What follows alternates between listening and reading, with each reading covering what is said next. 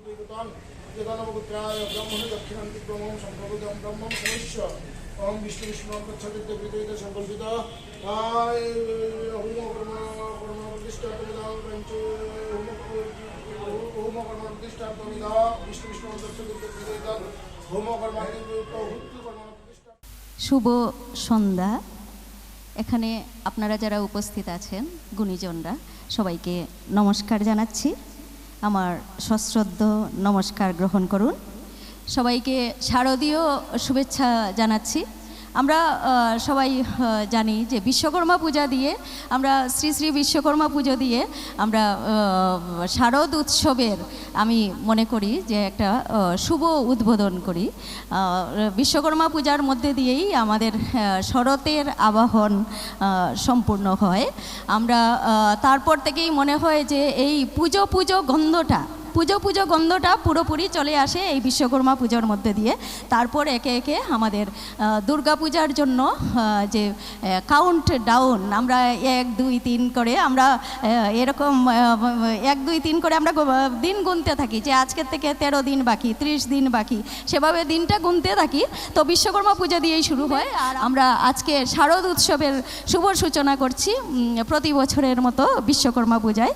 আর বিশ্বকর্মা পূজায় নতুন দিগন্ত প্রকাশনী প্রতি বছর এই উৎসবের আয়োজন করে থাকে একটা শারদ উৎসবের মতো সম্মেলন আমরা করে থাকি আমাদের লেখক, কবি, শিল্পী সবাইকে নিয়ে। তো আজকের এই অনুষ্ঠান আপনারা জেনে থাকবেন আমাদের সবার অতি প্রিয় আলোর সাথী অনুষ্ঠানের আমরা 42তম পর্ব। তো এই পর্ব আমরা আজকে আপনাদের সামনে সবাইকে নিয়ে আমরা করছি। তো আপনাদের সবাইকে স্বাগত জানাচ্ছি নতুন দিগন্ত প্রকাশনী ও ঈশান বাংলা টিভি চ্যানেল। আর ক্যামেরার ওপারে যারা দর্শকরা আছেন সবাইকে স্বাগত জানাচ্ছি আজকে আলোর সাথী পর্ব 42 অনুষ্ঠানে। তো আমি প্রথমেই একটি গান দিয়ে অনুষ্ঠান শুরু করতে চাই। তো প্রথম আমাদের মধ্যে উপস্থিত আছেন মঞ্জুশ্রী দাস, যিনি এতদ অঞ্চলের বিখ্যাত সঙ্গীত শিল্পী। মঞ্জুশ্রী এসে বলেছেন যে ওনার আরেকটি অনুষ্ঠান আছে দর্শক বন্ধু। তো আমি প্রথমেই মঞ্জুশ্রী বিশিষ্ট সঙ্গীত শিল্পী এতদ অঞ্চলের, তো মঞ্জুশ্রীকে আমি অনুরোধ করছি যে আপনি একটা সঙ্গীত পরিবেশন করুন। মঞ্জুশ্রীর এরপরেই আজকে বিশ্বকর্মা পূজার দিনের আরেকটা অনুষ্ঠান আছে। তো মঞ্জুশ্রী অন্য অনুষ্ঠানে যেতে হবে, তার জন্য আমি একটু অনুরোধ করব যে আপনি আপনার গান শুনে 1-2টো পারফরমেন্স আপনি একটু শুনে যাবেন। তো মঞ্জুশ্রী দাস। নমস্কার উপস্থিত সকলকে, আসছে পুজোর আগাম শুভেচ্ছা জানাচ্ছি।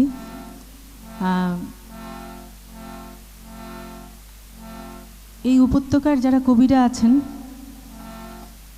অনেক ভালো ভালো কবিতা লিখছেন। সেই কবিতাগুলোকে একটু সুরে সুরে বাঁধার চেষ্টা করছি বহু বছর থেকেই, এবং রেকর্ডবন্দি করে রাখার চেষ্টাও করছি। এই বছরও আমাদের একটি অ্যালবাম বেরোচ্ছে, সেটাতেও এই উপত্যকার কবিদেরই গান থাকবে, প্রত্যেকটি গান। যেহেতু শিলচরে থাকি, একটি শিলচরের গান এবং 19কে নিয়ে অবশ্যই, কারণ যে কোনো উৎসবই তাদেরকে বাদ দিয়ে চলে না আমাদের।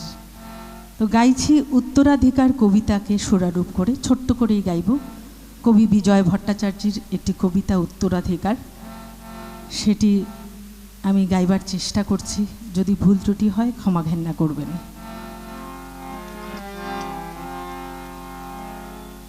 এপার বাংলা ওপার বাংলা মধ্যেখানে চর, তারি মাঝে শহীদ মিনার, শিলচর শহর। এপার বাংলা ওপার বাংলা মধ্যেখানে চর, তারি মাঝে শহীদ মিনার, শিলচর শহর।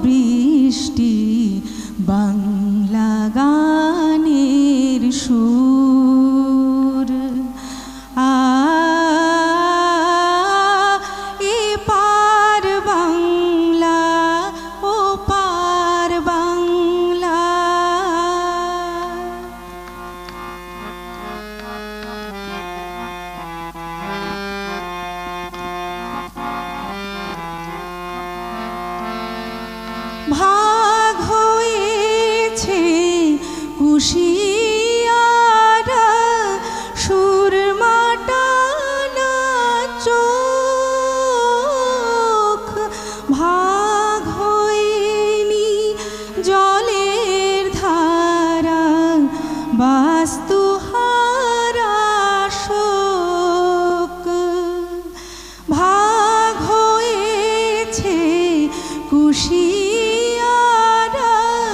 সুরমাটানা চোখ ভাগ হয়নি জলের ধারা সুরমাটানা চোখ বরাক পারে শক্তি পদ ঢাকাতে শামসুর কলকাতার জয় গোস্বামী সে কি অনেক দূর সে কি অনেক দূর পূর্ব পশ্চিম ঈশান বঙ্গে একই নদীর টান গঙ্গা পদ্মা নদীর মাঝে জাতলাতে গাই গান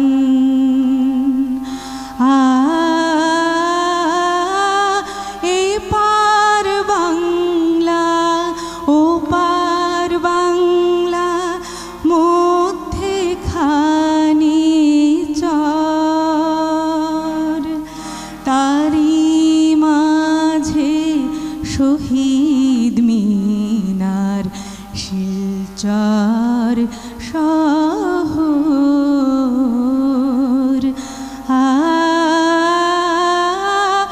এ পার বাংলা ও পার বাংলা। ধন্যবাদ। ধন্যবাদ মঞ্জুশ্রী। সঙ্গীত শিল্পী মঞ্জুশ্রী দাস আমাদের সঙ্গীত পরিবেশন করে শোনালেন এপার ওপার বাংলার গান। তিনি বলেছেন যে গীতিকার এতদ অঞ্চলের, কিন্তু গীতিকারের নামটি খুব সম্ভবত বলেছেন, হ্যাঁ? ও আচ্ছা, বিজয় ভট্টাচার্য, গীতিকার বিজয় ভট্টাচার্য বরাক উপত্যকার বিখ্যাত কবি, বাংলা সাহিত্যের একজন বিখ্যাত কবি বলে আমি মনে করি। তো আমাদের মধ্যে উপস্থিত আছেন লেখক, আইনজীবী, ঔপন্যাসিক ইমাদুদ্দিন বুলবুল। তো আমি ইমাদুদ্দিন বুলবুলকেও অনুরোধ করছি যে আপনি একটু আসুন আমাদের ক্যামেরার সামনে, দর্শকদের সামনে একটু আসুন। তো আমি লেখক ইমাদুদ্দিন বুলবুলকে কিছু বলার জন্য অনুরোধ করছি। আজকে ওনার কেমন লাগছে আমাদের এখানে এসে, বা তিনি কিছু যদি বলতে চান তাহলে ওনাকে অনুরোধ করব তিনি কিছু বলবেন আজকে। তারপরে আমরা শুনে নেব এখানে যারা উপস্থিত আছেন, কবি আছেন, শিল্পী আছেন, সঙ্গীত শিল্পী আছেন, তো প্রত্যেককেই আমরা শুনবো আজকে। তো দর্শক বন্ধু, ইমাদুদ্দিন বুলবুল। নমস্কার। আজ এই সন্ধ্যায় এখানে যারা উপস্থিত হয়েছেন, শিলচরের বিশিষ্ট কবি, লেখক, গুণী মানুষ, সবাইকে দেখে মনে খুব আনন্দ লাগছে। আমরা প্রায় 2 বছর গৃহবন্দী ছিলাম, ধীরে ধীরে আমাদের গৃহ থেকে বের হওয়ার সুযোগ হচ্ছে, এবং যারা এই সুযোগ করে দিচ্ছেন তাদের অসংখ্য ধন্যবাদ। আর আজ বিশ্বকর্মা পূজা উপলক্ষে এই সাংস্কৃতিক অনুষ্ঠান, আসলে পুজো বা ধর্মীয় অনুষ্ঠান একটা নির্দিষ্ট ধর্মের মানুষের থাকে, কিন্তু তাকে কেন্দ্র করে যে সাংস্কৃতিক অনুষ্ঠান হয়, যে আবহর সৃষ্টি হয়, সেটা কিন্তু সকলের জন্য। এবং এজন্যই বিখ্যাত 2টা উক্তি আছে। একটা হলো ধর্ম যার যার, উৎসব সবার। এবং সম্প্রতি বার্তালিপি পত্রিকায় একটা লেখা বের হয়েছে যে সেটা শেখ মুজিবের কথা, যে ধর্ম যার যার, দেশ সবার। এটা খুবই উল্লেখযোগ্য কথা, কারণ কিছুদিন আগে আমি পাকিস্তানের আসিয়া বিবির কথা বলেছি।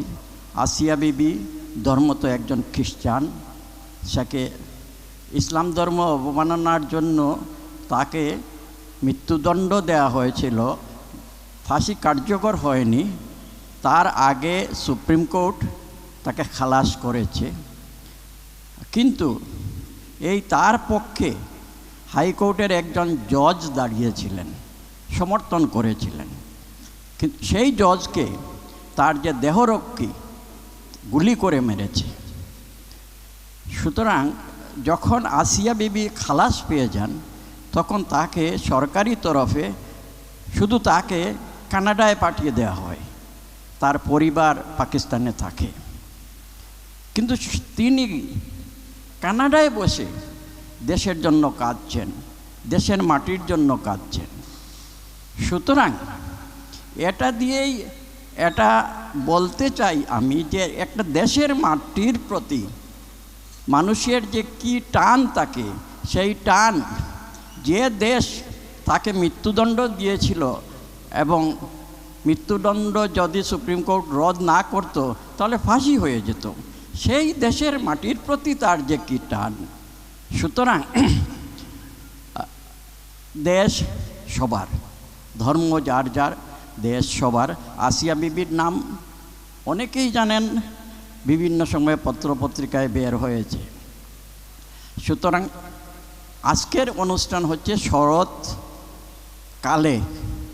এবং মিতা দাসপুরকেশ তো ঠিকই বলেছেন যে দুর্গোৎসবের যে আবহ শুরু হচ্ছে, সেটা আজকের যে পুজো সেখান থেকেই শুরু হচ্ছে। মানে মানুষ অনুভব করতে শুরু করে যে দুর্গাপূজা আসছে।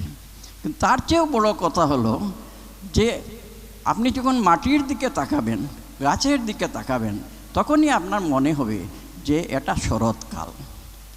আমার স্ত্রী 6 ঋতুর মধ্যে বলেন, বারবার বলেন যে শরৎ ঋতু তার সবচেয়ে প্রিয়। আমার কাছে অবশ্য বসন্তকাল সবচেয়ে প্রিয়, স্বাভাবিকভাবেই আমার কাছে। কিন্তু আমার স্ত্রী বারবার বললেন যে শরৎ ঋতু তার কাছে সবচেয়ে প্রিয়। সেই শরৎ ঋতুর সবাইকে আমার শুভেচ্ছা জানিয়ে এই অনুষ্ঠানের, এবং যারা পরবর্তীতে টেলিভিশনের মাধ্যমে দেখবেন, সবাইকে আমার আন্তরিক শুভেচ্ছা জানিয়ে এখানে শেষ করছি। ধন্যবাদ। ধন্যবাদ লেখক, আইনজীবী, ঔপন্যাসিক ইমাদউদ্দিন বুলবুল মহাশয়কে। দর্শক বন্ধু, ইমাদউদ্দিন বুলবুল বলেছেন যে ধর্ম যার যার যার, কিন্তু দেশ সবার। হ্যাঁ, আমরা সেই ভাবনায় বিশ্বাস করি। আর নতুন দিগন্ত প্রকাশনীয় এই ভাবনায় বিশ্বাস করে ঈশান বাংলা চ্যানেলও আজকে আমরা যে চ্যানেলে অনুষ্ঠানটি করছি, এই সমন্বয়ে বিশ্বাস করে। তো আমরা সমন্বয়ে বিশ্বাস করি, তাই আমরা আপনাদের সবাইকে ডেকেছি। আমরা সবাই মিলে আজকে এক জায়গায় হয়েছি। ধর্ম কিন্তু পার্টিকুলার একটা নির্দিষ্ট একটা কমিউনিটির ধর্ম, কিন্তু আজকে আমরা সব একত্রিত হয়েছি যে সমন্বয়ের ভাবনাটা, ধর্ম কিন্তু সমন্বয়ের ভাবনাও তৈরি করে বলে আমি মনে করি। তো অসংখ্য ধন্যবাদ, আপনি সেই কথাটাই তুলে ধরলেন। এবারে আমি ডেকে নিচ্ছি কণ্ঠশিল্পী সীমা পুরকায়স্থকে। দর্শক বন্ধু, আপনারা সীমা পুরকায়স্থের গান শুনে থাকেন, তো আজকে হয়ে যাক এবার সীমা পুরকায়স্থের গান। নমস্কার।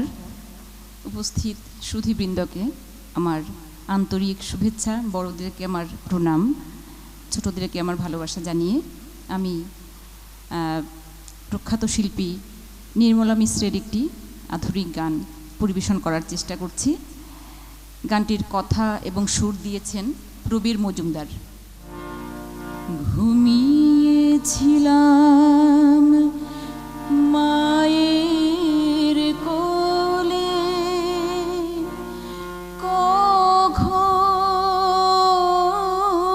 যে মা গেল চলে, সবাই বলে ওই আকাশে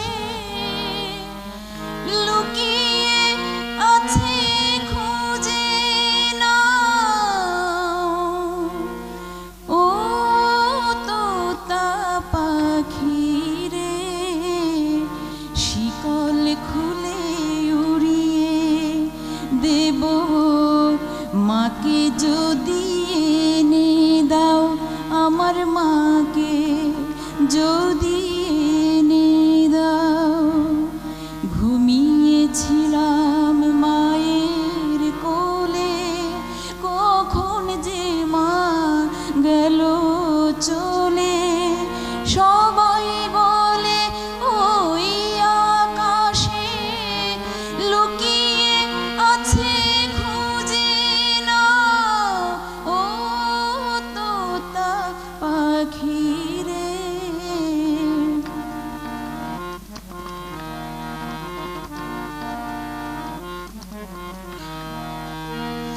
কেউ বলে মা ভোরের বেলায় চাপার বনে ফুলের মেলায়, কেউ বলে মা ভোরের বেলায় চাপা বনের ফুলের মেলায়, ফুল কুড়িয়ে কখন যেন ঠাকুর ঘরে আসে।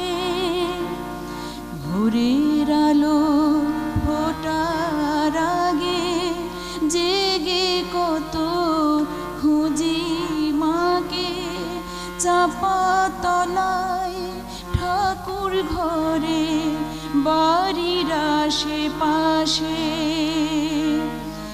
আমাকে মা ভুলেই গেছে, পাই না তাকে আর কোথাও।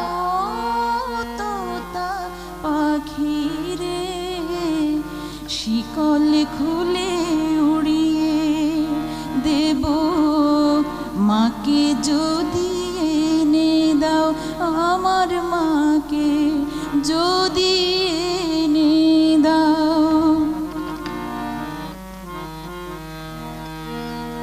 কেউ বলে রজনী সূত রাতে তারার দেশের আঙিনাতে, কেউ বলে রজনী সূত রাতে তারার দেশের আঙিনাতে। মা দেখা দেয় চুপি চুপি আলো ছায়ার মাঝে। রোজি ভাবি জেগে থাকি, মা কি আমায় দেবে ফাঁকি। কখন যে ঘুম জড়িয়ে আসে বুঝতে পারি না যে। পাখি তুমি লক্ষ্মী, আমায় মায়ের কাছে নিয়ে যাও ও তোতা পাখি রে, শিকল খুলে উড়িয়ে দেব মাকে যদি এনে দাও, আমার মাকে যদি এনে দাও। ধন্যবাদ, নমস্কার। ধন্যবাদ কণ্ঠশিল্পী সীমা পুরকায়স্থকে। তিনি খুব সুন্দর করে গানটি করলেন, আমরা ভাবুক হয়ে গেলাম। এখানে একটা ভাব গম্ভীর পরিবেশের সৃষ্টি হলো। আমরা প্রত্যেকেই মা, তো তিনি যখন বললেন, গাইলেন যে তোতা পাখি মায়ের সংবাদ নিয়ে আসবে, মার কাছে সংবাদ পৌঁছে দেবে, সত্যি আমাদের চোখে জল আসবে আসবে করছিল, চোখে জল এসেই যাচ্ছিল প্রায়। আমরা সবাই মা, আর আমাদের মায়ের কথাও মনে হয়ে যায় সেই সঙ্গে। তো অসংখ্য ধন্যবাদ সীমা পুরকায়স্থ। এবারে আমি ডেকে নিচ্ছি গল্পকার হিমাশিস ভট্টাচার্যকে। তিনি একটি গল্প শোনাবেন।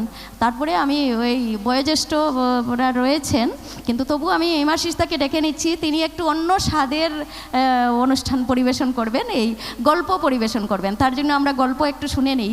গল্প তিনি, আপনি তো ছোট গল্প এনেছেন না, তিনি একটি ছোট গল্প এনেছেন।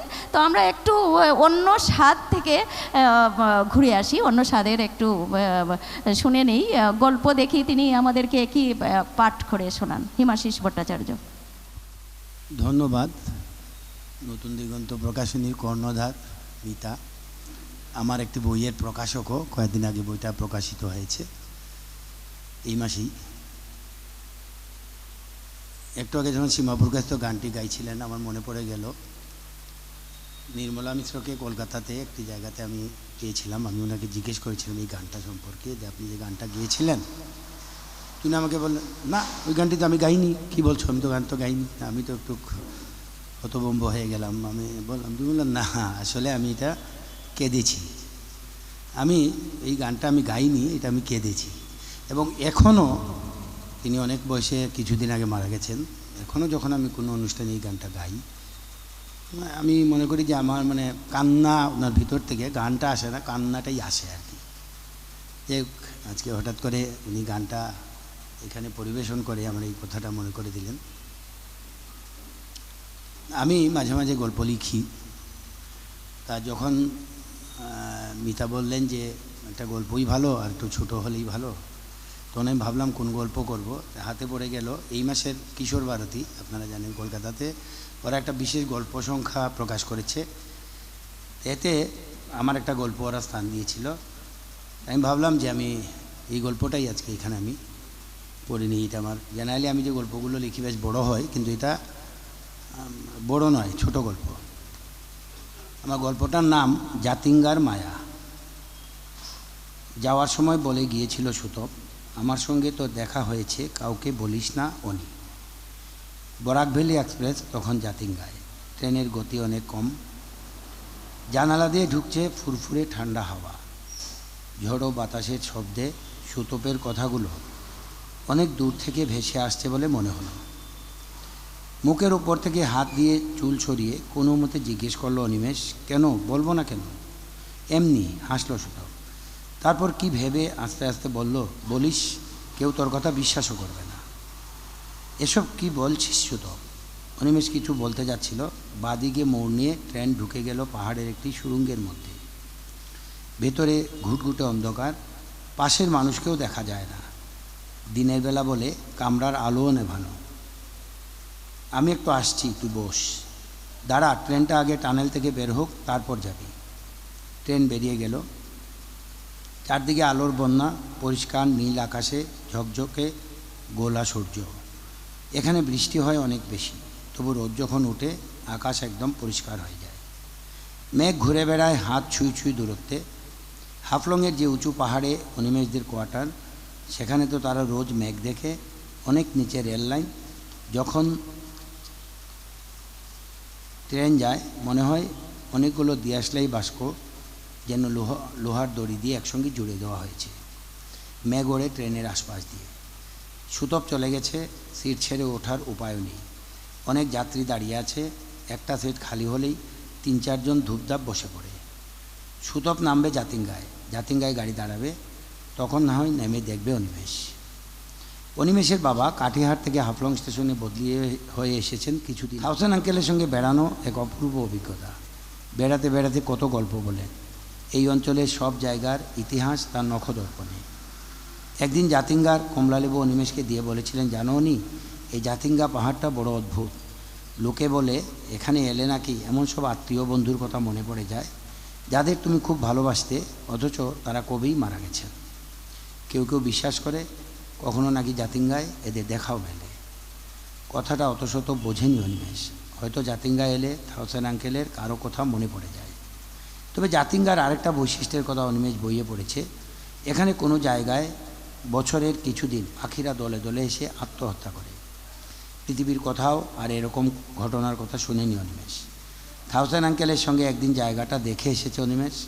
সরকার এখন ওই জায়গায় একটা ওয়াচ টাওয়ার বানিয়ে দিয়েছে। পৃথিবীর বিভিন্ন জায়গা থেকে বিজ্ঞানীরা আসেন এই রহস্যভেদের জন্যে। জাতিঙ্গা ভারতের উত্তর পূর্বাঞ্চলের সবচেয়ে উঁচু রেল স্টেশন। এর উচ্চতা 1856 ফুট। পাহাড়ের সবচেয়ে উঁচু শৃঙ্গ হলো বড়াইল। স্থানীয় লোকেরা বলে হামপিউপ্যাট। আঙ্কেল হাফলং থেকে অনিমেষকেই শৃঙ্গ দেখিয়েছে। ট্রেন প্রায় স্টেশনে পৌঁছে গেছে। গাড়ির গতি আরও কমে এসেছে। অনিমেষ কামরায় দাঁড়িয়ে থাকা যাত্রীদের দিকে তাকালো। সুতপকে দেখা গেল না। কোথায় গেল? বোধহয় আগের দরজায় গিয়ে দাঁড়িয়েছে, আগে নামবে বলে। বাড়ির কাছে এসে অনিমেষের শিলচরের মামার বাড়ির কথা মনে পড়ল। পরীক্ষার পর 1 মাস কাটিয়ে এলো, পড়াশোনা নেই। সুতপের কথায় অবাক হয় অনিমেষ। আগের মতোই হাসলো সুতপ।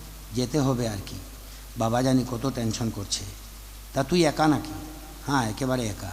তাই তো দেবেশ কাকুর সঙ্গে গার্ডের কামরায় যাচ্ছি। তুই কোন কামরায় যাচ্ছিস? আমি আছি লাগেজ ভ্যানে। লাগেজ ভ্যানে আবার মানুষ কি করে যাবে রে?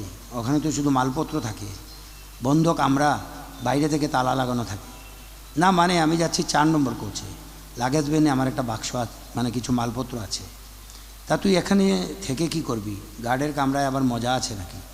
তুই বরং 4 নম্বর কোচে চল, ওখানে অনেক লোক, খুব মজা হবে। দেবেশ কাকুকে বলে কয়ে সুতপ অনিমেষকে 4 নম্বর কোচে নিয়ে এলো। কামরায় ভিড় খুব বেশি। একটা সিটে ঠেলে টুলে বসে পড়লো সুতপ। অনিমেষকে ডাকলো, আয়। রাগ হয়ে গেল অনিমেষে। এর চেয়ে গার্ডের কামরা অনেক ভালো ছিল। তুই রাগ করছিস কেন? একটু বস না, গাড়ি ছাড়লে দেখবি সব ঠিক হয়ে যাবে। অনিমেষের মনের কথা যেন আগেই বুঝে গেছে সুতপ। রাগ জল হয়ে গেল। গাড়ি ছাড়লো। যত স্টেশনে থামছে যাত্রী উঠছে, নামছে না কেউ। সুতপ সিট ছেড়ে উঠে দাঁড়ালো। তুই বস, আমি লাগেজ ভ্যানে আমার মালপত্রগুলো একবার দেখে আসি। চলন্ত ট্রেনে তুই এখন লাগেজ ভ্যানে যাবি কি করে? ট্রেন থামলে যাস। সে আমি খুব পারবো, তুই দেখিস, আমার কিচ্ছু হবে না। 2টো স্টেশন পেরিয়ে গেল, সুতপের দেখা নেই। ওঠে খোঁজ করবে কি না ভাবছিল অনিমেষ। তাকিয়ে দেখলো একবার উঠলে আর সিট পাবে না। এখন ভিড় ঠেলে টুলে হাজির হলো সুতপ। তুই বস তো, আমাকে খুঁজতে হবে না, আমি তোর কাছাকাছি আছি। আজ ট্রেনে বড্ড ভিড়। অনিমেষ উঠে দাঁড়াতে চাইলো, জোর করে বসিয়ে দিল সুতপ। গাড়ি হারাঙ্গাজাও স্টেশনে ঢুকছে। জানলায় দেবেশ কাকুর মুখ দেখা গেল। এখানে বড্ড ভিড়, তোমরা আমার এখানে চলে এসো নইলে। ভিড় টেলে জানলায় মুখ বাড়ালো সুতপ। হয়ে যাবে কাকু, আর তো এসেই গেছি। ব্যস্তভাবে ঘোরাঘুরি করছে সুতপ। তুই তখন থেকে এত ছুটোছুটি করছিস কেন? এখন যে আর তোর মতো বসতে পারি না রে। সুতপ হাসে। রাগে পিণ্ডি জ্বলে অনিমেষের। দাঁড়া, তোর বাবাকে আমি সব বলবো। বললেও বাবা তোর কথা বিশ্বাস করবে না। কেন? আমি কি মিছে কথা বলি? তখন বলেই দেখিস বরং।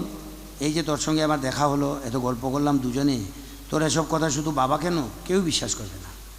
বিশ্বাস করবে না কি? তখন থেকে যত সব আজগুবি কথা বলে চলেছিস। বাবা বারণ করলেন। হঠাৎ মনে পড়ে গেল জিওমেট্রি বইয়ের কথা। ওটা সুতপের ঘরে তাকের উপর থাকলে সবাই সুতপের কথা বিশ্বাস করানো যাবে। উঠে বসে বাবাকে বলতে চাইল কথাটা, পারল না। শরীর দুর্বল হয়ে গেছে। বাক্সের সুতপ সত্যি না ট্রেনে তার সঙ্গে কথা বলা সুতপ সত্যি, ভেবে কুলকিনারা করতে পারল না অনিমেষ। থাউজেন্ড আঙ্কেল বলছিলেন, জাতিঙ্গার মায়া এরকমই, সে কখনো কারো ক্ষতি করে না। জাতিঙ্গাকে ভালোবাসলে প্রিয়জনের মায়া মানুষকে আনন্দ দেয়। সেদিন কথাটার বিন্দু বিসর্গ বুঝতে পারেনি অনিমেষ, আজ বুঝল। আঙ্কেল আরও অনেক জানে, তাকেই সত্যি কথাটা বলতে চাইল অনিমেষ। কিন্তু তিনি এখন কোথায়?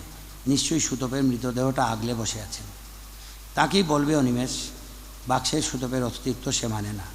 ট্রেনের সুতপই সত্যি, কেউ বিশ্বাস করুক আর না করুক। থাউজেন্ড আঙ্কেল সুতপকে চিনতে ভুল করবে না। হোক না পুরো ঘটনাটাই জাতিঙ্গার মায়া। মায়া তো কখনো কখনো সত্যি হয়ে উঠতেও পারে।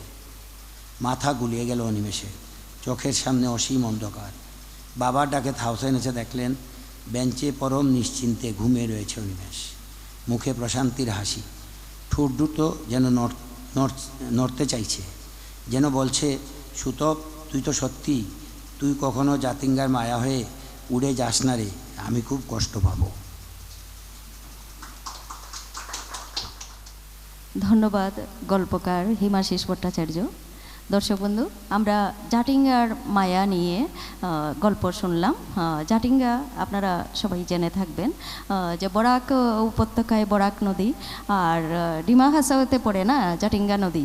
তো ডিমা হাসাওর জেলায় পড়ে জাটিঙ্গা নদী, পার্বত্য নদী, খুব চঞ্চলা নদী। জাটিঙ্গায় অনেক পাখি দেখা যায় শীতের দিনে, তো অনেকেই জাটিঙ্গায় পাখি দেখতে গেছেন। আর প্রকৃতি প্রেমীরা জাটিঙ্গায় গিয়ে থাকেন, যদিও এখন বর্তমান সময়ে সেই পাখি সেভাবে দেখা যায় না। তো গল্পকার হিমাশিস ভট্টাচার্য খুব সুন্দর করে একটা গল্প শোনালেন জাটিঙ্গার মায়া নিয়ে, সেই মিটার গেজ ট্রেনের গল্প। তো ধন্যবাদ। আমরা একটা কথা সবার সাথে ভাগ করে নিতে চাই যে হিমাশিস ভট্টাচার্যের বই জীবনের অবয়ব গল্প সংকলন জীবনের অবয়ব নতুন দিগন্ত প্রকাশনীর থেকে গত মাসেই, তিনি তো বললেন একটু আগে, গত মাসেই প্রকাশিত হয়েছে জীবনের অবয়ব। তো দর্শক বন্ধু, আপনারা যদি কেউ সংগ্রহ করতে চান বইটি, তাহলে হিমাশিস ভট্টাচার্য, লেখক হিমাশিস ভট্টাচার্যের সাথে যোগাযোগ করতে পারেন। আর আপনারা নতুন দিগন্ত প্রকাশনীর সাথেও যোগাযোগ করতে পারেন।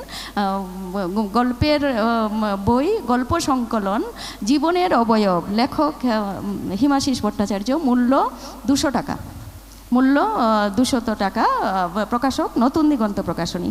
আর একটু আগে যে আমাদের লেখক ইমাদুদ্দিন বুলবুল যে বক্তব্য রাখলেন, তো ইমাদুদ্দিন বুলবুলের গ্রন্থ প্রকাশিত হচ্ছে, অক্টোবর মাসেই খুব সম্ভবত প্রকাশিত হবে। বরাক উপত্যকার ইতিহাস ও ঐতিহ্য 2য় খণ্ড প্রকাশিত হবে। আর সুরমা নদীর কূলে 2য় খণ্ড উপন্যাস প্রকাশিত হবে। তো সুরমা নদীর চোখে জল, দুঃখিত, সুরমা নদীর চোখে জল উপন্যাস 2য় খণ্ড প্রকাশিত হবে। লেখক ইমাদুদ্দিন বুলবুল, বরাক উপত্যকার ইতিহাস ও ঐতিহ্য 2য় খণ্ড। 1ম খণ্ড নতুন দিগন্ত প্রকাশনীর থেকে প্রকাশিত হয়েছিল। তো দর্শক বন্ধু, আর এখানে ক্যামেরার এপারের দর্শক আর ওপারের দর্শক সবাইকে বলছি, আপনারা পুস্তকগুলি যদি সংগ্রহ করতে চান, তাহলে আমাদের লেখকদের সঙ্গে যোগাযোগ করবেন বা নতুন দিগন্ত প্রকাশনীর সঙ্গেও যোগাযোগ করতে পারেন। তো আমাদের মধ্যে উপস্থিত আছেন বয়োজ্যেষ্ঠ কবি মহুয়া চৌধুরী, কবি, গল্পকার, সাংবাদিক মহুয়া চৌধুরী। আমি ওনাকে ডেকে নিচ্ছি। তারপরে আমরা শেলী দাস চৌধুরীর কবিতা শুনবো, স্বরচিত কবিতা পাঠ। মহুয়া চৌধুরী। নমস্কার। আজ দেবশিল্পী বিশ্বকর্মার পুজোর দিনে প্রতি বছর নতুন দিগন্ত প্রকাশনী যে কবিতার আসর করা হয় নতুন দিগন্ত প্রকাশনীতে, তাতে আমরা সবাই আসি এবং সবার সম্মিলিত কবিতা পাঠে, গানে আসর খুব সুন্দরভাবে পালিত হয়ে থাকে। এবছরও এটা হচ্ছে, আমরা খুবই আনন্দিত। এই সুন্দর মুহূর্তে আমি সবাইকে আগামী শারদোৎসবের শুভেচ্ছা এবং অভিনন্দন জ্ঞাপন করছি। তো আজকে যখন আমি প্রস্তুতি নিচ্ছিলাম আসার জন্য, তখন আমাদের দাদা কবি অতীন দাস বললেন যে উনার খুব ইচ্ছা আসার, কিন্তু যদি কোনো কারণে না আসতে পারেন তাহলে উনি একটা কবিতা আমার হোয়াটসঅ্যাপে পাঠিয়েছেন, সেটা যেন আমি আসরে পাঠ করি। আমি কবি অতীন দাসের কবিতাটি পাঠ করে শোনাচ্ছি। কবিতার নাম মৃত্যুঞ্জয়। কবি অতীন দাসের রচিত কবিতা মৃত্যুঞ্জয়। কবিতার পংক্তি যত কাছে আসে, দূর হয় দুঃসময়, সনেট সংশয়। মনে হয় পৃথিবীর সব আলো এখনো অনেক বেশি অন্ধকার চেয়ে।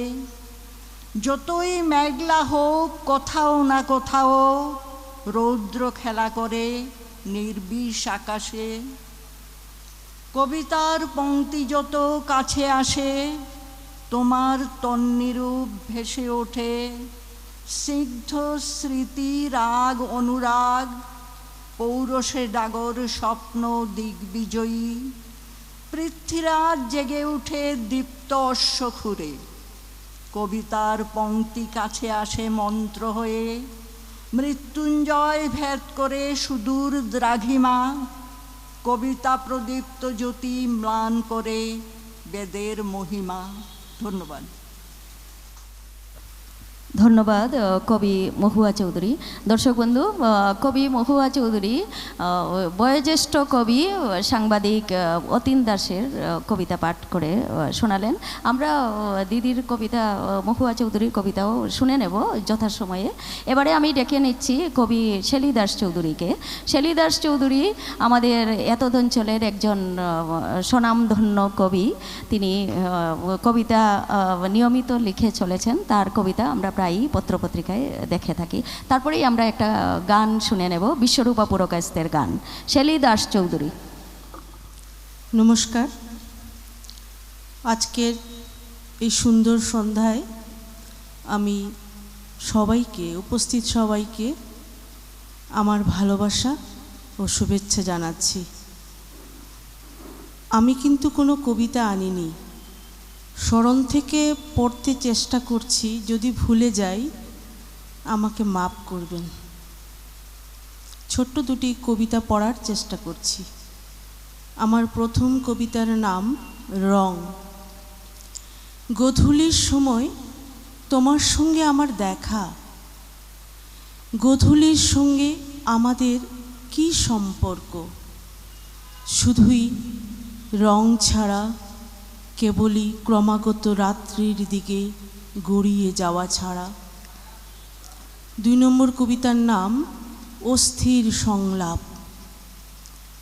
কৃষ্ণপক্ষে দেখিলাম না, শুক্লপক্ষে দেখিব না, মধু যামিনী ঢাকিয়া রাখিব, গুণ্ঠন খুলিব না, ঢাকিয়া রাখিব বিধু মুখ, ক্রন্দন করিব না। ধন্যবাদ। ধন্যবাদ কবি শেলী দাস চৌধুরী। শেলী দাস চৌধুরী খুব ছোট ছোট কবিতা লিখে থাকেন, কিন্তু আমরা জানি যে ছোট লঙ্কাগুলোই ঝাল বেশি হয়। তো শেলী দাস চৌধুরী কবিতার মধ্যে গভীরত্ব অনেক বেশি থাকে, যদিও তা ছোট। এবারে আমি ডেকে নিচ্ছি বিশ্বরূপা পুরকায়স্থকে। বিশ্বরূপা পুরকায়স্থ আবৃত্তিও করে থাকেন আর সঙ্গীত তো পরিবেশন করে থাকেন। তারপরে আমরা শুনে নেব দীপ্তি চক্রবর্তীকে। দীপ্তি চক্রবর্তীর কবিতা আমরা শুনবো। এবারে বিশ্বরূপা পুরকায়স্থ। নমস্কার, গুরুজনদের আমার প্রণাম জানাই। আমি শরৎকালের শুভেচ্ছা এবং বিশ্বকর্মা পূজার শুভেচ্ছা জানিয়ে সবাইকে আমার গান শুরু করছি।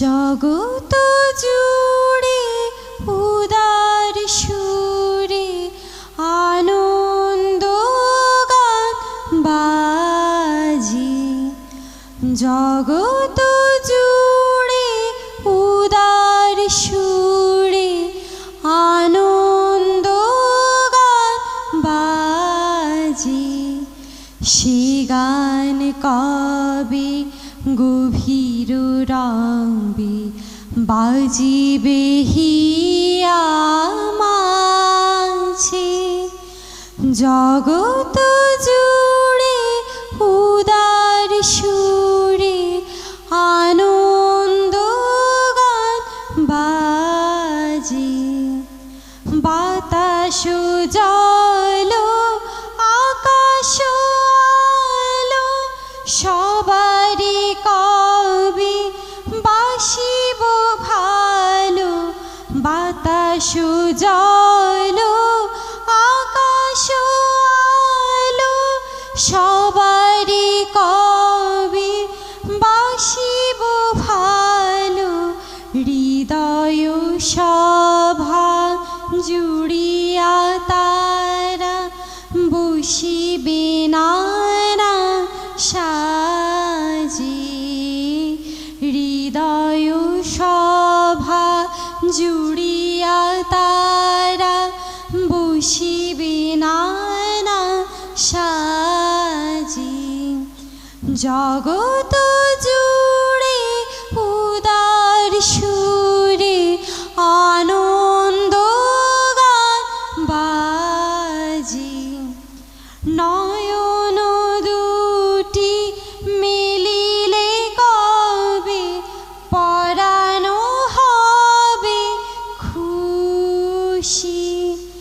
যে পথ দিয়া চলিয়া যাব সবারে যাব তুষি রয়েছ তুমি এ কথা কবে জীবন মাঝে সহজ হবে রয়েছ তুমি এ কথা কবে জীবন মাঝে সহজ হবে আপনি কবে তোমারি নাম ধুনিবে সব কাজে আপনি কবে তোমারি নাম ধুনিবে সব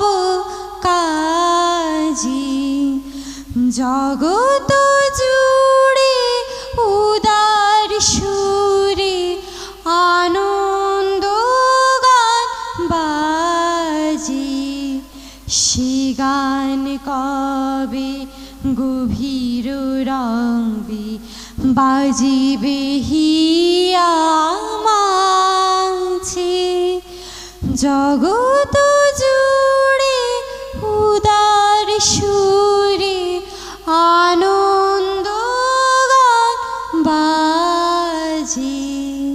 ধন্যবাদ ধন্যবাদ বিশ্বরূপা পুরকায়স্থ। জগৎ জুড়ে আনন্দ গান বাজে। আমরা এই আনন্দ গানের জন্যই আমরা আনন্দ গান শোনার জন্যই আমরা সমবেত হয়েছি।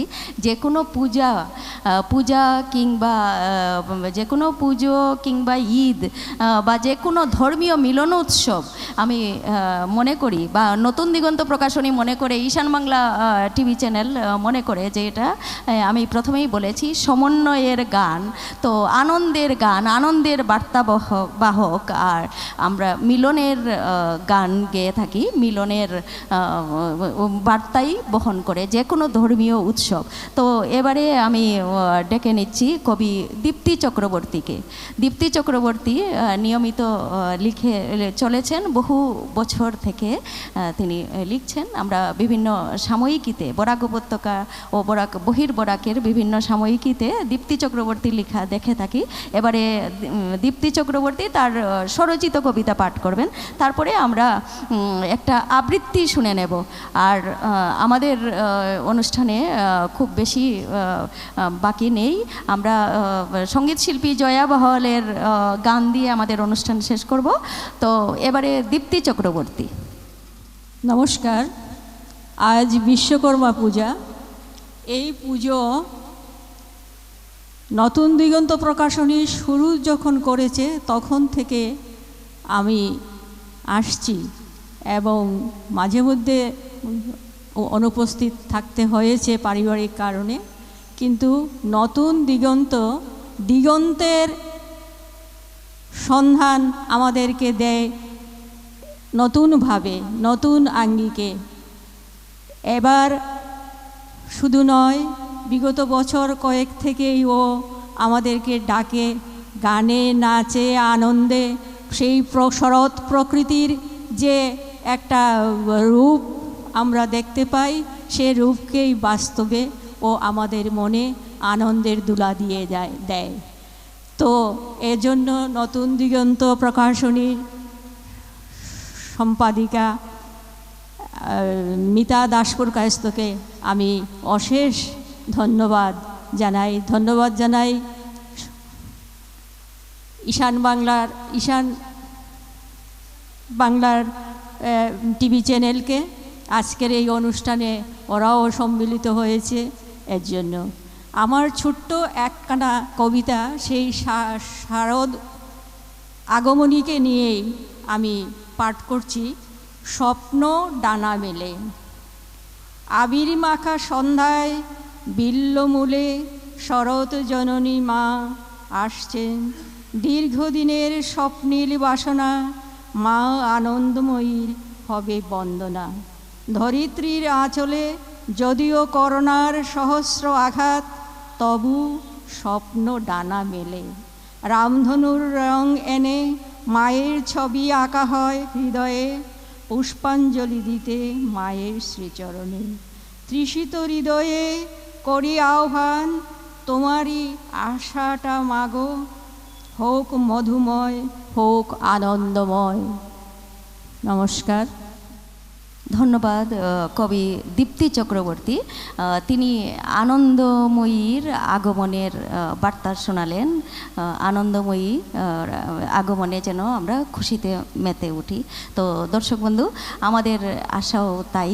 আমরা মনে করি যে আনন্দময়ীর আগমনের বার্তা যে আজকে আমরা এই মিলন উৎসবের মধ্যে দিয়ে দিতে যাচ্ছি, তাতে আপনাদের মনও খুশিতে নেচে উঠবে। কি দর্শক বন্ধু, ঠিক বলছি না? এবারে আমি ডেকে নিচ্ছি আমাদের মধ্যে একজন সাংবাদিক আছেন, চয়ন ভট্টাচার্য। আমি চয়ন ভট্টাচার্যকে ডেকে নিচ্ছি। অনেক উনি অভিজ্ঞতা লব্ধ সাংবাদিক। তো আমি বলছি চয়ন ভট্টাচার্যকে, তিনি এবার কিছু বলুন আমাদের দর্শকদের উদ্দেশ্যে। তারপরে আমরা কবি মহাজির হোসেন চৌধুরীকে শুনে নেব। নমস্কার সবাইকে। আজকের এই অনুষ্ঠান মিতা দাস প্রকাশিত আয়োজন করেছেন। এই অনুষ্ঠান আমি সেই 2006 সাল থেকেই আসছি, প্রতি বছরই আসছি, এবং এখানে এসে একটা অন্য ধরনের একটা বিশ্বকর্মা পুজোর যে একটা অনুষ্ঠান হয় এখানে, সেটা সম্পূর্ণ অন্য স্বাদের ছোট অনুষ্ঠান, ঘরোয়া অনুষ্ঠান, কিন্তু সবগুলো মিলিয়ে একটা আকর্ষক একটা অনুষ্ঠান হয়, যেটা আমাদের খুব ভালো লাগে। তো আমি মিতা দাস প্রকাশিতকে ধন্যবাদ জানাচ্ছি এই সুন্দর অনুষ্ঠানে আমাকে আমন্ত্রণ জানানোর জন্য। এবং এখানে যেগুলো কবিতা বা ছোট গল্প পাঠ করা হলো সেগুলো অত্যন্ত উচ্চমানের আমি বলবো, এবং এ ধরনের অনুষ্ঠান যত বেশি হবে ততই সমৃদ্ধ হবে আমাদের সংস্কৃতি, এটা আমি মনের প্রাণে বিশ্বাস করি। তো আজকের দিনে আমি বেশি কিছু বলছি না, আসলে এগুলো আমি তো তেমন পারফর্মার নই আপনাদের মতো, গান নাটক সব আমি পারি না।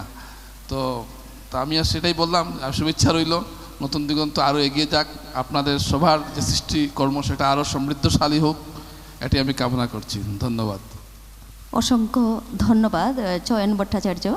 আপনার বক্তব্যে আমরা অনেক উৎসাহ পেলাম। এবারে আমি ডেকে নিচ্ছি প্রবীণ কবি মহাজির হোসেন চৌধুরীকে। দর্শক বন্ধু, আপনারা ক্যামেরার এপারে যারা আছেন আর ওপারে যারা আছেন সবাই জেনে থাকবেন, মহাজির হোসেন চৌধুরী আবু আশফাক্য নামে দীর্ঘদিন ধরে লিখে চলেছেন। অনেকেই উনার নাম জানেন না, মহাজির হোসেন চৌধুরী বলে। আবু আশফাক্যর নাম কিন্তু সবাই জানেন, আবু আশফাক্য নামের সাথে সবাই পরিচিত। এর রহস্যটাও আমি বলে দিচ্ছি।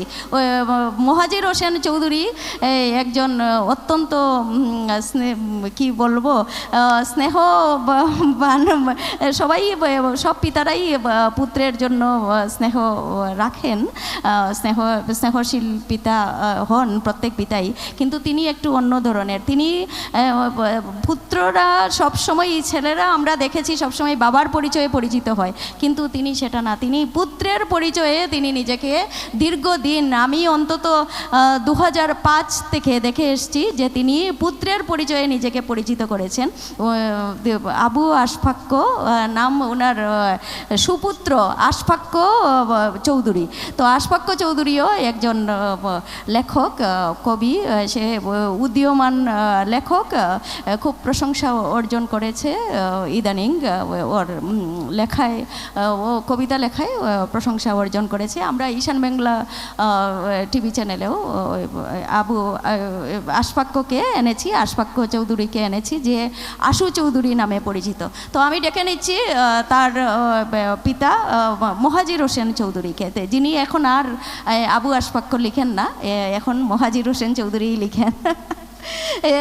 উনি এতদিন পরে খুব সম্ভবত, এর একটা কারণ হলো, আমার যেটা ধারণা, এর একটা কারণ হলো যে ওনার সুপুত্র যে এতদিনে এস্টাবলিশড হয়ে গেছে, ওর সে একটা চাকুরিও করে আর কবিতা লিখে, স্বরচিত কবিতায় সে মোটামুটি একটা সুনাম অর্জন করেছে। তার জন্য তিনি এখন আর পুত্রের পরিচয়ে নিজেকে পরিচিত করেন না। মহাজির হোসেন চৌধুরী।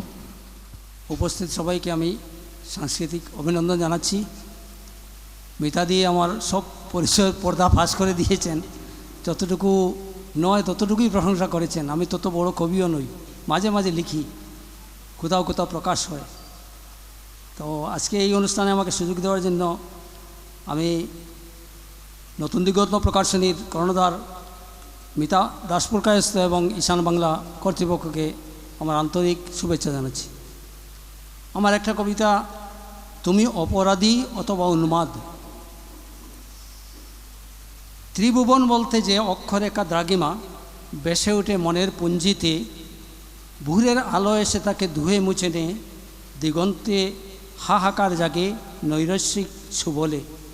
তুমি আমি তবু আমি বেঁচে থাকি স্বপ্নিল বঙ্কিম পথ নিয়ে, যে আকাশে কোনো ধ্রুবতারা নেই, আমি নিজেকে মনে করি নিজের ধ্রুবতারা।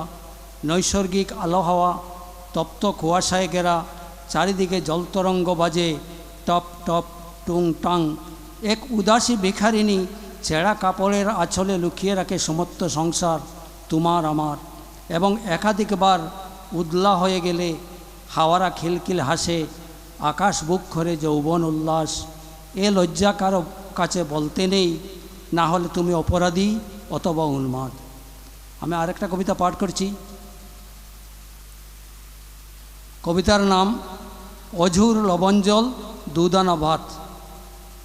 সীমিত শব্দের অক্ষরে গুড় ফাঁক, অজুর লবঞ্জল আর দুদানা ভাত, এটাই কি জীবন? হাত থেকে হাত ঝেড়ে ফেলে দুরন্তর মন ও মননের অনিকেত আশার ব্যঞ্জনা, ছা বাচ্চার প্রতিকৃতি বুকে নিয়ে শুধু পথ হাঁটা। ক্যানভাসে নতুন তুলির স্পর্শ, বারবার নতুন করে মুখ আঁকা। কিছু প্রতিধ্বনি বারবার ফিরে আসে পথিকের ক্লান্ত পায়ে, অনৈচ্ছিক আঘাত হানে আবার জীবন খুঁজে জীবনের বাঁকে। একটা ছোট্ট নদী, লবণাক্ত জল, সেই শব্দ অনর্গল করাঘাত করে। অজুর লবঞ্জল আর দুদানা ভাত, এটাই কি জীবন? স্বচ্ছন্দের হাসি দুটো ঠুটে, ব্যর্থতার রং মুছে দিতে বারবার প্রলেপন, পলেস্তারা খসে পড়া খসখসে গালে। মাঝে মাঝে ভাঙ্গা দাঁত বের হয়ে কারুশিল্পে ব্যাঘাত কুটায়।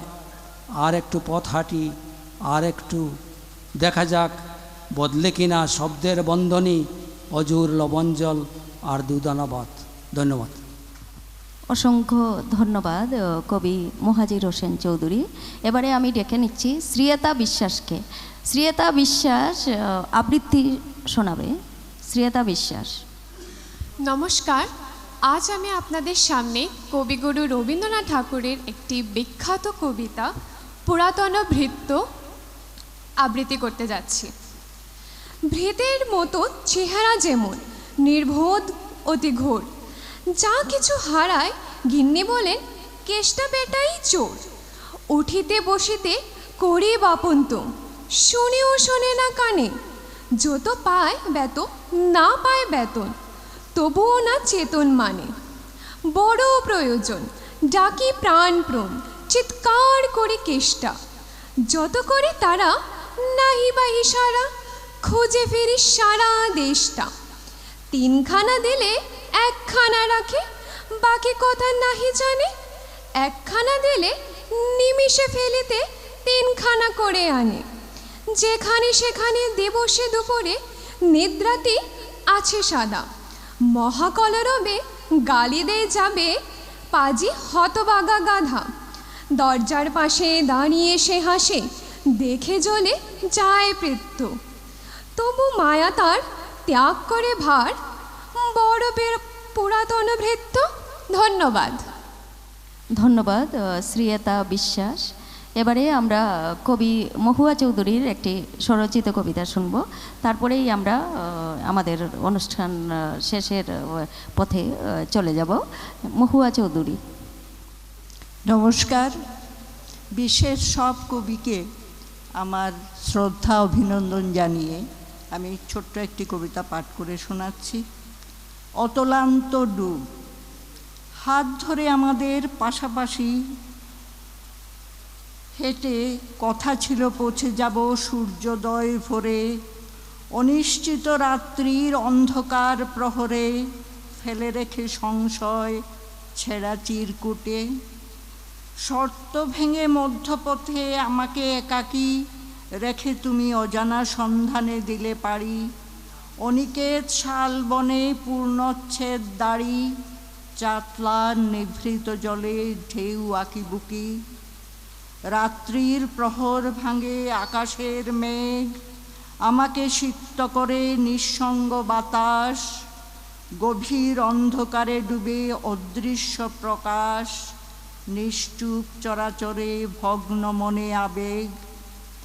অজাগর রাত্রি কাটে ভিন্নতর স্রোতে, তবুও চলেছে দূর অমল প্রভাতে। ধন্যবাদ। ধন্যবাদ কবি মহুয়া চৌধুরী। আমরা সঙ্গীত শিল্পী জয়া বাহাওয়ালের গান শুনে নেব এবার। অনুষ্ঠান আমরা শেষ করে নেব, কিন্তু আমাদের আরেকজন সঙ্গীত শিল্পী উপস্থিত হয়েছেন, যুবা সঙ্গীত শিল্পী, তো আমরা তার গান দিয়েই অনুষ্ঠান শেষ করব। এবারে সঙ্গীত শিল্পী জয়া বাহাওয়াল। এখানে উপস্থিত কবি, সাহিত্যিক, সাংবাদিক গুরুজনদেরকে আমার সশ্রদ্ধ প্রণাম জানাচ্ছি এবং ছোটদেরকে আমার শুভেচ্ছা জানাই আগমনী দুর্গোৎসব উপলক্ষে।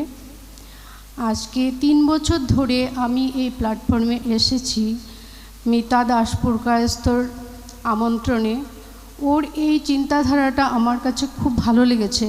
3 বছর ধরে যে এই প্রোগ্রামটা দেখছি আমি, কবিতা, গান, নাচে গানে গল্পে সব সমৃদ্ধ আগমনীর বার্তা ছড়িয়ে দিচ্ছে চারদিকে। আমি খুবই আনন্দিত ওর এই উৎসবে উপস্থিত থাকতে পেরে। আমি একটি রবীন্দ্রসঙ্গীত গাইছি। আনন্দ ধারা বহিছে ভুবনে, আনন্দ ধারা বহিছে ভুবনে, দিন রজনী কত অমৃত রস উথলি যায়, অনন্ত গগনে আনন্দ ধারা বহিছে ভুবনে, আনন্দ ধারা বহিছে ভুবনে। পান করে রবি শশী অঞ্জলি ভরিয়া, সদা দীপ্ত রহে অক্ষয় জ্যোতি। পান করে রবি শশী অঞ্জলি ভরিয়া, সদা দীপ্ত রহে অক্ষয় জ্যোতি। নিত্য পূর্ণ ধরা জীবনে কিরণে, আনন্দ ধারা বহিছে ভুবনে, আনন্দ ধারা বহিছে ভুবনে। বসিয়া আছো কেন আপন মনে, স্বার্থ নিমগ্ন কি কারণে।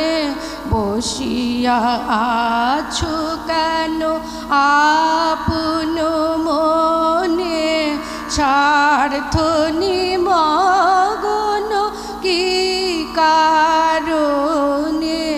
চারিদিকে দেখো চাহি হৃদয় প্রসারী, ক্ষুদ্র দুঃখ সব তুচ্ছ মানি।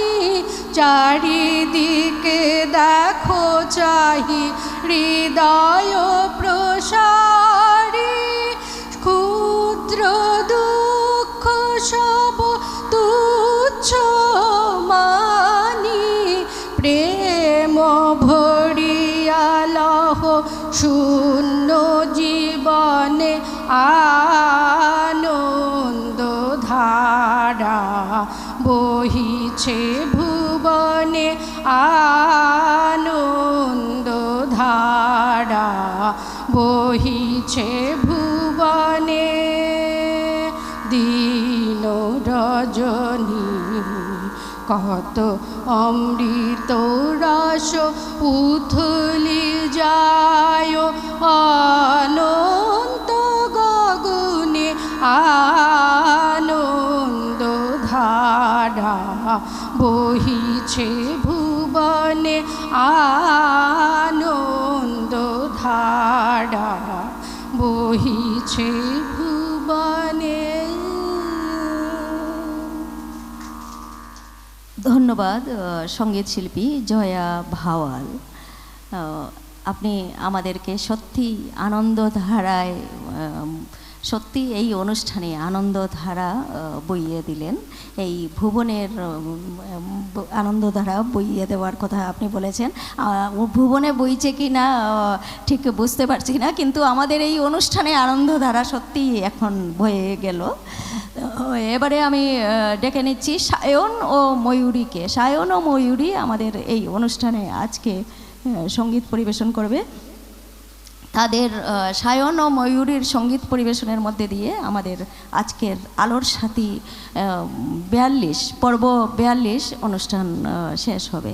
এবারে আমি ডেকে নিচ্ছি সায়ন ও ময়ূরীকে। দর্শক বন্ধু, আমাদের অনুষ্ঠান আপনাদের কেমন লাগলো? ক্যামেরার ওপারের দর্শকদের উদ্দেশ্যে বলছি, আমাদের অনুষ্ঠান কেমন লাগলো আপনারা আমাদের ইউটিউব চ্যানেলে, ঈশান বাংলার ইউটিউব চ্যানেলে আপনারা কমেন্ট করে জানাবেন। আপনাদের মতামত অবশ্যই জানাবেন। আলোর সাথী পর্ব -42 লিখে সার্চ করলে আমাদের অনুষ্ঠান পেয়ে যাবেন। আলোর সাথী বানান যখন লিখবেন, বাংলায় লিখলে থয়ে রস্বইকার দেবেন, আর হাইফেন দিতে ভুলবেন না। আলোর সাথী পর্ব -42 কথাটা লিখবেন। যে পর্ব দেখতে চান আপনারা সেই পর্বই আপনারা আলোর সাথী পর্ব হাইফেন দিয়ে লিখলেই পেয়ে যাবেন। আর যদি আপনারা ইংরেজিতে লিখেন তাহলে AALORSATHIPORBO আলোর সাথী পর্ব -42 লিখবেন। লিখে সার্চ করলেই আমাদের অনুষ্ঠান পেয়ে যাবেন। আর দর্শক বন্ধু, আপনাদের আমাদের অনুষ্ঠান কেমন লাগলো আপনারা কমেন্ট করে অবশ্যই জানাবেন। এবারে সায়ন ও ময়ূরীর অনুষ্ঠানের মধ্যে সঙ্গীত পরিবেশনের মধ্যে দিয়ে আমাদের অনুষ্ঠান শেষ হবে। নমস্কার। ঢাক বাজা, কাসর বাজা, উলু দেয়ার শাক বাজা, বছর পরে আবার এলো মাঝে। পুজো পুজো গন্ধ নিয়ে, নতুন গানের ছন্দ নিয়ে, শারদিয়ার খুশিতে মন নাচে। এলো এলো এলো এলো মা দুর্গা মা, আরে এলো এলো এলো এলো মা দুর্গা মা। ঢাক বাজা, কাসর বাজা, উলু দেয়ার শাক বাজা, বছর পরে আবার এলো মাঝে। পুজো পুজো গন্ধ নিয়ে, নতুন গানের ছন্দ নিয়ে, শারদিয়ার খুশিতে মন নাচে। এলো এলো এলো এলো মা দুর্গা মা, আরে এলো এলো এলো এলো মা দুর্গা মা। Thank you.